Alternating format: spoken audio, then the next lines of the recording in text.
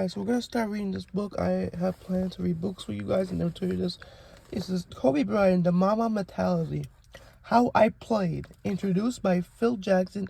Photographed by Andrew D. Breinstein. I don't know how you say his last name. Okay. Okay, let me tell you something. This is a warning. If you are going to invest your time in reading this book, you have to be prepared for an adventure in high-level basketball. So we're gonna start right here. We're probably gonna read 2 pages if we could. I'll keep reading part 2, and we'll probably, I don't know, we won't finish the book like right away. Okay, let's start first. It was certainly offered a deep understanding of a detailed and decided way. Kobe Bryant approached the game. It it's one thing to have talent, but another to have the drive to learn the new six. James Neesmith is credited with having said basketball is an easy game to play, but a difficult game to master. This is a window into the mind of someone who mastered the combinations of Andy Burstyn, exception photograph, and Kobe insights might make you a better player if you incline. Kobe came into the NBA with a desire and talent to become one of the greatest players of all time. He achieved that goal through his dedication and perseverance. That opportunity to play with the Lakers, a historic franchise, gave him an audience and a foreman. But his level of success came entirely within. Kobe and I met in 1999 at Beverly Hills as the Laker Beverly Hills Hilton on the day I was formally announced as a Laker member of the press assembled in the ballroom. Kobe opportunity to play in the triangle system and how much he already knew about it. He was already a student of the game, had studied various aspects of the offense. Here he was, 20 years old, sounding like he'd been a pro for a decade. By nature, the triangle offense is confronting and disciplines. There is a small room for a player to go wrong, just to go wrong. It was a planned program way to play. Push the ball up court and look for an early shot. If it's not there, build the triangle. Read how the opponent defense is going to react. Attack their weaknesses and apply the strength. My twin sons are just 1 year younger than Kobe, so at that point, I had a pretty good perspective on young men and their varying ability to focus on tasks. I had also had the privilege of coaching a number of players who had said the same thing during the tournament with the Chicago Bulls. Even at that young age, Drew though Kobe Bryant kept true on his words about being a student of the game. Kobe actually broke a bone in his wrist the very first game of the preseason that year and missed the first 14 games. We had gone off to a good start without him, and I was concentrated. He might require some breaking time to fit in the mix. It was a problem. He kept the team winning at his first poverty, and we keep rolling. A month or so after his return to active playing, I received a call from Jerry West, who wanted to relay a conversation he had with Kobe. Kobe had called to ask him how he and Adrian Bailey had both be able to score 30-plus points a game while sharing the ball on the same team. Back in the 1960s, after Jerry probed a bit, Kobe admired. He was worried he was going to score enough points to become one of the greatest players in the NBA. This concerned me, but as a coach, I didn't care how many points a player scored, only in the number of the scoreboard. But Kobe knew that he was capable of doing and felt limited by our system. That clash had all the warning signs of becoming a problem. Of course, there was a real substance behind the drive. He was on total 33,643 points in his career ahead of Michael Jordan and just behind Karl Malone and Kareem Abdul-Jabbar. The first year, Kobe played along Ron Harper in the two-way guard system at the top of the floor. They were in the charge of setting the table, recognizing when the fast break was over, secondary added was limited, and it was.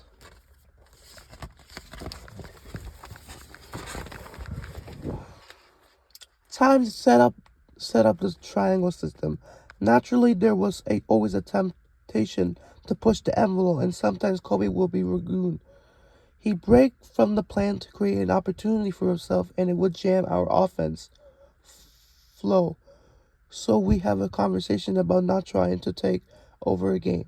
We had also film sessions centering on what skills made a guard a good playmaker and responsive. Kobe was as patient with me as I was with him. He tolerated each other, and the result that was that he came to understand how disciplined our team had to become in order to win that Colton championship. As much as he loved to score, Kobe usually knew or intuited what the right thing to do for the team was at the moment. The Lakers had been a bridesmaid the past two seasons, winning a ton of games, but getting swept out of the sussing playoffs, shouldering the pressure that came with that history. Kobe, of course, made the plays that Lakers got over the sigma the sigma of coming up short and went on to win three championships in a row. Each of these years was dramatic and full of memorable games and moments. Kobe was a Kobe was the driving force, while Shaquille O'Neal, the descent, was the focal point of the offense. Get the ball to the big fella. As we say, the group of Lakers went to the four finals in 5 years, in essential of creating a dynasty. The next segment of Kobe's career was when took matured took place. After this Shaq Kobe era came to a close, he became a senior statement for a team that has lost all of his other starters retirement or trade. He was the major thrust of the team and is normal leader, perhaps by default. And leader is a tough thing to master, especially when you know a championship beyond the reach of your personnel. At one point in the early years with the Lakers, Kobe and I stood together before practice and watched five of the other players holding us to shooting contests. It was similar to the game Cat, where a player had to mirror and match the shooter before him, or he was eliminated. They had asked me to hold off the start practice because the game went around the entire arc. Using both corners, both wing and the top, I asked Kobe, competed as he was, why you didn't play against your teammates, and he said it was because he wasn't a three-point shooter. But in the year that followed, he was determined to fix that. During the offseason, Kobe worked diligently on his three-point shot. It was always about the detail. In the 2000 and 2006 season, Kobe went off average more than 35 points a game, leading the NBA in scoring. He became a scoring machine. I I could list records listing records and counts of scoring profits, but that was really a sign of no to Kobe evolve as a player. My staff will meet at 8:30 a.m. at our facility before practice or game to prepare for the coming day. More often than not, by the time I pulled in, Kobe was already be parking the car next to the design spot. Taking a nap, he would be in the gym before that, maybe by 6 p.m. to get pre-practice workout done before anyone could show up. That was a trademark of the final 10 years of his career. Kobe led by example for his teammates. They couldn't up, but they were always challenged by the example he set. In 2007, I met with Kobe to discuss the Olympics in China. That team was packed with stars and had practiced together that sport in preparation for the next year. Well, when they would go on to win gold. My message to Kobe was this: if you're going to do the extra off-season things, you must recognize you only have a certain amount of time left on your legs. Practice is not a big concern of mine. You know the system. I will give you as much time as you need before between games to recover it if you want to keep your leadership. Keep your leadership. While the team went through skills and different drills, come onto the court was competitive action committed. He encouraged his team and sometimes played a coach's role for the second unit.